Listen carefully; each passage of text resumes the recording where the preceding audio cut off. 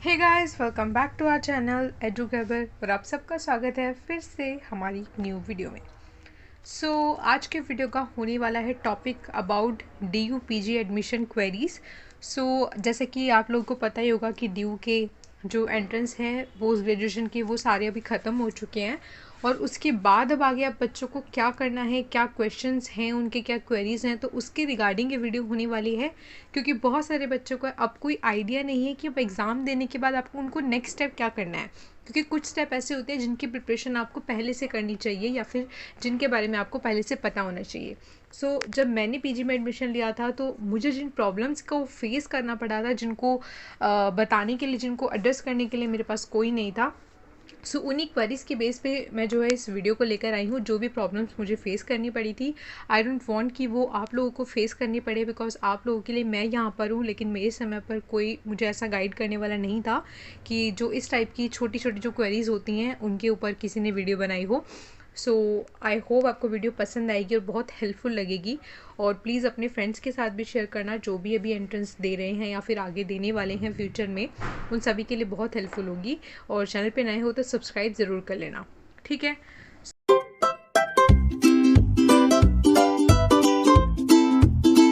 मैं आज इस वीडियो को लेकर आई हूँ ताकि आप लोगों को जो है इससे हेल्प हो सके। सबसे पहले हम बात कर लेते हैं आंसर की। जैसे कि आप लोगों ने अपना जो है एंट्रेंस टेस्ट अब दे ही दिया है, तो उसके बाद जो सबसे बड़ा आपका मन में जो सवाल होगा वो भी आंसर की को लेकर होगा। ओके, बिकॉज़ अभी जो हाल फिलहाल में आपसे पहले जो UGC नेट के एग्ज़ाम थे वो 14 अक्टूबर को फिनिश हो गए थे और उनकी जो आंसर की है वो ऑलरेडी आ चुकी है। इवन उनके जो आंसर की को चैलेंज करने की डेट थी वो भी जो है ऑलरेडी ओवर हो गई थी 24 को, जिसको जो है 26 तक अभी एक्सटेंड किया गया है, यानी कि आज उसकी लास्ट डेट है। आप ये देख ही रहे हो कि NTA का प्रोसेस अभी एकदम से अचानक से बहुत फास्ट हो गया है, बिकॉज उससे पहले जो है चीज़ें बहुत लेट चल रही थी।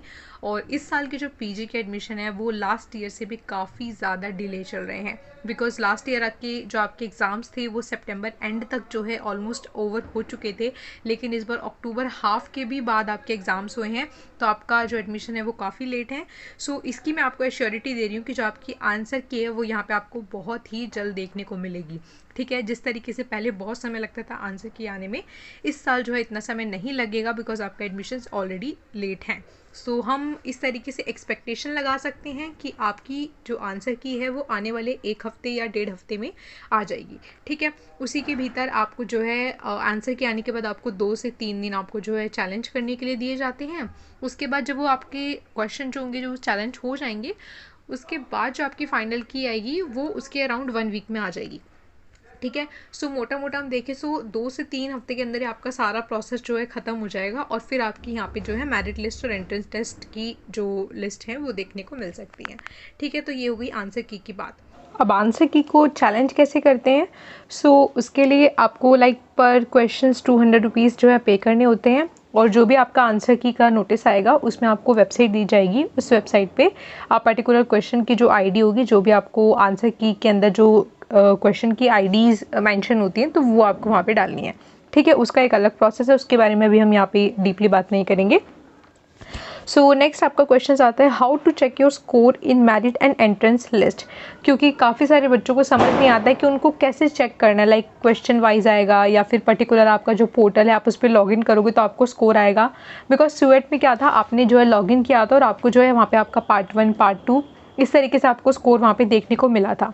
लेकिन जो आपका दिल्ली यूनिवर्सिटी का एंट्रेंस टेस्ट है उसमें आपको पर्टिकुलरली स्कोर इस तरीके से नहीं आता है कि आप लॉगिन करोगे तो आपको स्कोर दिख जाएगा।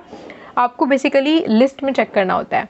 जो दिल्ली यूनिवर्सिटी है वो अपनी एंट्रेंस लिस्ट निकालेगी, मेरिट की भी निकालेगी, दोनों की निकालेगी, ठीक है। बिकॉज 50% सीट मेरिट से बढ़ी जाती है और 50% एंट्रेंस के लिए, ठीक है। तो आप जिसके लिए भी एलिजिबल हो, आपने जिसमें भी जो है अप्लाई किया था, आपको उसमें अपना नाम चेक करना है।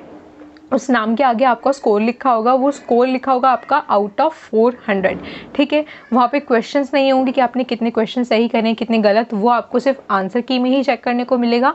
और मैं आपसे रिक्वेस्ट करूँगी कि जब आप आंसर की को चेक करोगे, अगर वहाँ पे उसको प्रिंट करने का ऑप्शन आता है तो प्लीज़ उसको आप जो है सेव कर लेना PDF को, बिकॉज वो जब आपका आंसर की का जो चैलेंज का टाइम होता है, जब वो निकल जाएगा तो वहाँ से वो PDF हटा दिया जाएगा और उसके बाद आपको वो नहीं मिलेगा, ठीक है। तो जब भी आपके आंसर की आएगी मैं नोटिस जैसे ही आता है उसके रिगार्डिंग वीडियो आपको बना के बता दूंगी। सो पर्टिकुलरली आपको मेरिट और एंट्रेंस लिस्ट में दोनों में ही अपना नाम चेक करना होगा, नाम के सामने आपका स्कोर मेंशन होगा और क्या प्रेफरेंस आपको मिली है वो बताई होगी। अब सबसे बड़ी बात आती है कि आपको कॉलेज कैसे मिलेगा।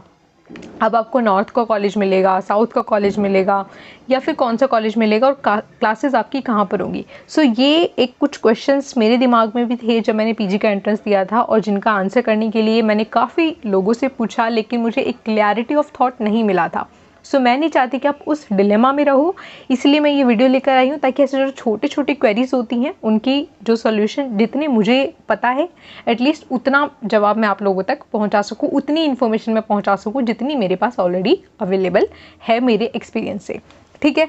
सो आपको कॉलेज कैसे मिलेगा, तो लास्ट ईयर क्या हुआ था, आपका कॉलेज प्रेफरेंस दी गई थी। ठीक है, कि आप कौन से कॉलेज को प्रेफरेंस देना चाहते हो, लेकिन इस बार आपकी कॉलेज की जो प्रेफरेंस थी वो हटा करके आपको कैंपस की जो थी प्रेफरेंस वो दी गई थी। सो बेसिकली जिन बच्चों ने नॉर्थ को डाला होगा प्रेफरेंस में और अगर उनका स्कोर अच्छा है नॉर्थ के कॉलेजेस के लायक, तो आपके स्कोर के अकॉर्डिंग आपको कॉलेज दे दिया जाएगा। ठीक है। उस कॉलेज में आपको जो है फिर अप्लाई करना होगा। अप्लाई कैसे करोगे, एप्लीकेशन की जो उनकी फ़ीस होती है यानी कि जो आपकी एनुअल फ़ी होती है वो पे जब तक आप नहीं करोगे आपका एडमिशन वहाँ पे कंफर्म नहीं होगा। सो ये एक प्रॉब्लम सबके साथ आती है। मैं एक बार आपको फिर से रिपीट कर देती हूँ कि जब तक आप अपनी फ़ी को पेमेंट नहीं कर देते तब तक आपका जो है एडमिशन कन्फर्म नहीं होता है। बिकॉज बच्चे क्या करते हैं, पहले फॉर मान लो आपकी फ़र्स्ट मेरिट लिस्ट आ चुकी है, ठीक है, उसके बाद वो क्या वेट करते हैं कि दूसरे किसी मेरिट लिस्ट में उनको अच्छा कॉलेज मिल जाए, अच्छा जो है प्रेफरेंस मिल जाए। तो ऐसा आपको बिल्कुल नहीं करना है। ठीक है, ये सबसे बड़ी गलती है, क्योंकि जब आप अपने जो आपका जो फर्स्ट ऑप्शन था, मान लो आपका फर्स्ट लिस्ट में नाम आया लेकिन आपको वो कॉलेज नहीं चाहिए, वो प्रेफरेंस नहीं चाहिए, तो आप सेकंड लिस्ट का वेट करते हो। लेकिन आप ऐसा नहीं कर सकते कि अगर आपको सेकंड वाली प्रेफरेंस का कॉलेज पसंद नहीं आता है तो आप वापस फर्स्ट में जाके एडमिशन नहीं ले सकते हो। ठीक है, क्योंकि वो सीट जो है फिर भर दी जाती हैं। तो जिस समय जो आपको कॉलेज मिलेगा, अगर आप बिल्कुल कॉन्फिडेंट हो कि आपको नेक्स्ट में अच्छा मिलेगा या फिर इससे आपको बिल्कुल भी डिसअपॉइंटमेंट है और आपको दूसरा ही चाहिए, तो ही आप जो है नेक्स्ट लिस्ट का वेट करना। लेकिन मैं आपको सजेस्ट करूँगी कि फ़र्स्ट आप उसमें ज़रूर ले लेना जो भी आपको कॉलेज मिलेगा, लेकिन फ़ी भरते समय उसमें एक ऑप्शन होता है नीचे रीएलोकेशन का। ठीक है, उसके लिए मैं एक रिगार्डिंग अलग से पूरी वीडियो लेकर आऊँगी। इसका आपको टेंशन लेने की ज़रूरत नहीं है कि आपको कॉलेजेस कैसे चेंज करने हैं, लेकिन अभी मैं आपको इन शॉर्ट बता रही हूँ कि नीचे एक रीएलोकेशन का टिक मार्क होता है जब आप फ़ी पेमेंट करने जाते हो। तो अगर आप उसको टिक कर देते हो तो इसका मतलब ये है कि अगर आपके मार्क्स सेकेंड लिस्ट में भी किसी कॉलेज के रिगार्डिंग अच्छे आपको उनके लगते हैं कि इसके एलिजिबल आपके मार्क्स हैं, तो आपको जो है उसमें भी लिस्ट में दोबारा नाम दे दिया जाता है। ठीक है, इन रिस्पेक्ट आपका जो फर्स्ट कॉलेज में आपने एडमिशन लिया है वहाँ से आपका नाम नहीं कटेगा, लेकिन दूसरी लिस्ट में आ जाएगा कि आप इसके लिए भी एलिजिबल हो, तो आपको वहाँ पे रीएलोकेट कर दिया जाएगा। ठीक है, ये थोड़ा सा पेचीदा आपको भी लग रहा होगा कि मैम क्या बोल रही हैं, कुछ समझ नहीं आ रहा है, तो इसके बारे में आपको बिल्कुल टेंशन लेने की ज़रूरत नहीं है। बाद में मैं एक पूरी अच्छे से वीडियो लेकर आऊँगी जब आपका रिजल्ट वगैरह आ जाएगा। ठीक है, जैसे आपकी मेरिट लिस्ट आएगी मैं आपको इस सारा का सारा प्रोसेस के रिगार्डिंग एक अलग से वीडियो बना के बताऊंगी। सो अभी बस मेरा इतना ही कंसर्न था कि मेरिट लिस्ट में आपको नॉर्थ का कॉलेज मिले, साउथ का कॉलेज मिले, दोनों अच्छे हैं जो भी आपको मिले। ठीक है, उसके बाद आपका आता है कि आपको फ़ी कैसे देनी है। अब जो फ़ीस होती है ना वो कॉलेज के रिगार्डिंग होती है, आपके कोर्स के रिगार्डिंग नहीं होती है। ठीक है, तो ये मत सोचना कि आपके साथ में जो 2 बच्चे और हैं, 3 बच्चे और हैं, सबकी फ़ीस सेम होगी, सेम नहीं होती है, कॉलेज के रिगार्डिंग होती है। फॉर एग्जांपल किसी को रामजस कॉलेज मिला है या फिर किसी को शिवाजी कॉलेज मिला है, तो दोनों की फ़ीस जो है उनका कॉलेज क्या चार्ज करता है उस पर डिपेंड करता है। ठीक है, ना कि इस पे कि आपका कॉलेज नॉर्थ में आता है तो ज़्यादा होगी, साउथ में आता है तो कम होगी, ऐसा कुछ भी नहीं है। कुछ साउथ के कॉलेजेस की फ़ीस नॉर्थ के टॉप कॉलेजेस से भी बहुत ज़्यादा है। ठीक है, तो फीस जो है कॉलेज टू कॉलेज वेरी करती है। उसके बाद आता है आपका डॉक्यूमेंट वेरिफिकेशन। सो जैसे ही आपका किसी पर्टिकुलर कॉलेज के अंदर जो है आपका नाम आ जाएगा तो कॉलेज वाले आपको डॉक्यूमेंट वेरिफिकेशन के रिगार्डिंग आपको कॉल करेंगे कि आपका ऐसे ऐसे वेरिफिकेशन है, इसमें आपकी जो प्रॉब्लम आ रही है वो आपको बताएंगे कि आप इसको प्लीज़ रिजॉल्व कर लीजिए। तो उसके लिए आपको टेंशन लेने की ज़रूरत नहीं है, आपको कॉलेज खुद कॉन्टैक्ट करता है। ठीक है, अगर आपको उनको कोई भी प्रॉब्लम उसमें दिखती है। उसके बाद आती है क्लासेस, जो एक सबसे बड़ा क्वेश्चन था जब मैंने पीजी में एडमिशन लिया था कि क्लासेस कहाँ होती हैं। सबसे पहली बात मैं आपको ये बता देती हूँ कि भले ही आपको नॉर्थ का कॉलेज मिले, साउथ का कॉलेज मिले, ठीक है, आपकी जो क्लासेस होती हैं वो कहाँ होती है, फैकल्टी में होती हैं, ठीक है, फैकल्टी में आपकी क्लासेस होती हैं। सो बेसिकली आपका कॉलेज का आपकी क्लासेस से कोई भी लेना देना यहाँ पे नहीं है। मैं आपको फिर से रिपीट कर रही हूँ कि आपके कॉलेज का आपके क्लासेस से कोई भी लेना देना नहीं है। आपका कॉलेज जो होता है वो सिर्फ एकमात्र डॉक्यूमेंट्स के रिगार्डिंग जितना आपका वर्क होगा वो आपका कॉलेज से होगा, ठीक है। लाइक आपको आई कार्ड जो मिलेगा वो कॉलेज का मिलेगा, आपको कोई फॉर्म सबमिट करना है तो आपको कॉलेज में करना होगा। तो इस तरीके से आपके जो पेपर वर्क आप बोल सकते हो, पेपर वर्क के लिए आपका सिर्फ कॉलेज का नाम रहेगा, लेकिन आपकी जो क्लासेस होंगे, आपके जो टीचर्स होंगे वो सारे आपके फैकल्टी में होंगे। फैकल्टी कहाँ पर है, दिल्ली यूनिवर्सिटी में है, ठीक है। बेशक आपको नॉर्थ का कॉलेज मिला है, साउथ का कॉलेज मिला है, तो आपकी कॉलेज फैकल्टी में होती है, आपकी जो क्लासेस होती है फैकल्टी में होती है। अब जो आपकी फैकल्टी है वो भी अलग अलग कैंपस में अलग अलग है, ठीक है। नॉर्थ की फैकल्टी अलग है और साउथ की फैकल्टी अलग है। टीचर सेम है, मैं आपको एक बारी अच्छे से समझाऊंगी ये बात, प्लीज़ ध्यान से सुनना। टीचर सेम है। टीचर का मतलब ये है कि जिन बच्चों को नॉर्थ का कॉलेज मिला है वो नॉर्थ कैंपस की जो फैकल्टी है पॉलिटिकल साइंस की उसमें क्लास लेंगे, और जिनको साउथ का कैंपस मिला है वो जो साउथ की फैकल्टी है उसमें क्लास लेंगे, लेकिन टीचर्स सेम होंगे। फॉर एग्जांपल आपकी साउथ में उसमें आपकी नॉर्थ में क्लास मंडे को है, तो उस टीचर के साथ आपकी सेम टीचर के साथ क्लास जो है नेक्स्ट डे साउथ में होगी, ठीक है। फॉर एग्जांपल जो टीचर आपका मंडे को साउथ में क्लास ले रहा था वो ट्यूसडे को आपका नॉर्थ में क्लास लेगा।